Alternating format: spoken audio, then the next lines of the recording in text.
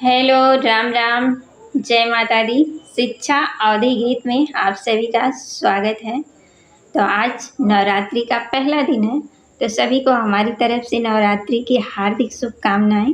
आप लोग के ऊपर माता रानी अपना आशीर्वाद कृपा बनाए रखें। और हमारा 9 दिन का व्रत है, इसलिए हम माता रानी का कलश रखे हुए हैं और माता रानी का 9 दिन तक पूजन करेंगे। तो चलिए आप सबके बीच में एक प्यारा सा देवी गीत सुनाते हैं। कैसा लगेगा कमेंट में ज़रूर बताइएगा। और बहुत ही अच्छा गीत है, शायद यूट्यूब पे अभी किसी के चैनल पे ना हो। तो चलिए हम सुनाते हैं।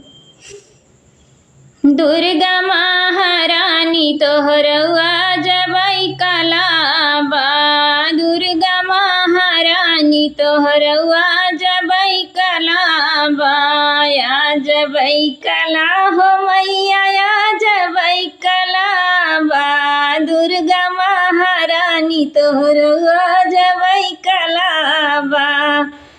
मांगी कैसे धुरवा मैया तोहर दिहाबा, मांगी कैसे धुरवा मैया तोहर दिहालबा, दुर्गा महारानी तोहरवा जबै कलाबा, दुर्गा महारानी तोहरवा जबै कलाबा।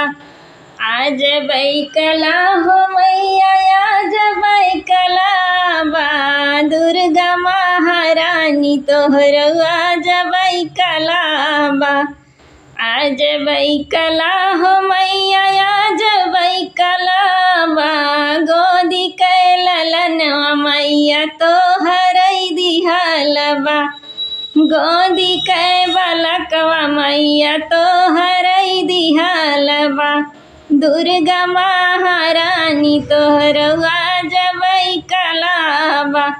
आज जबै कला हो मैया, या जबै कलाबा, या जबै कला हो मैया, या जबै कलाबा। धन दौलतिया मैया तोहर दिहालबा, धन दौलतिया मैया तोहर दिहालबा, दुर्गा महारानी तोहरवा जबै कलाबा, दुर्गा महारानी तोहरवा जबै कलाबा।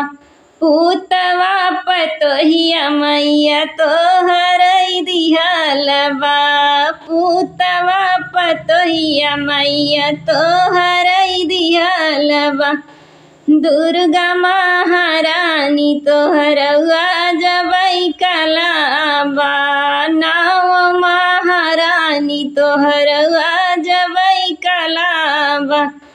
आज जबै कला हो मैया, या जबै कलाबा, देशवा दुनियावा मैया तोहर बसालबा, देशवा दुनियावा मैया तोहर बसावलबा, दुर्गा महारानी तोहरवा जबै कलाबा।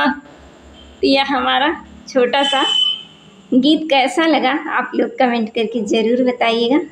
और जय माता दी। मिलते हैं कल की वीडियो में, तब तक के लिए जय माता दी।